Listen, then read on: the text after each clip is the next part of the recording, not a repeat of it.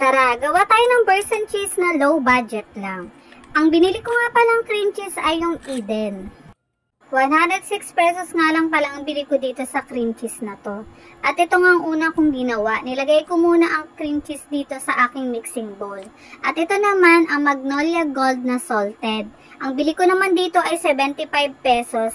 At ang laman niya naman ay 100 grams. Nang mailagay ko na nga itong dalawang sangkap, ay hinalo-halo ko lang yan para mag-combine. At pagkatapos nga, naglagay na rin ako dito ng bell pepper na nabili ko naman sa halagang 14 pesos. Inihaw ko nga lang muna pala ang bell pepper at iniwa ng maliliit. At isinunod ko na rin itong basil leaves. Etong mga maiiwagang dahon nga pala ay nabili ko lang ng trial pack sa halagang 9 pesos. Pagkatapos ko nga malagay ang dalawang maiwagang dahon, inilagay ko na rin dyan ang garlic powder.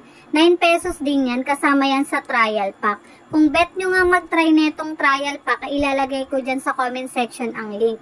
Na mailagay ko na mga sangkap, inalo-halo ko lang yan. Sa punto nga iyan, proud na ako sa sarili ko kasi nga, ang texture nga at ang kulay niya ay kamukhang kamukha talaga sa nagtitrending online.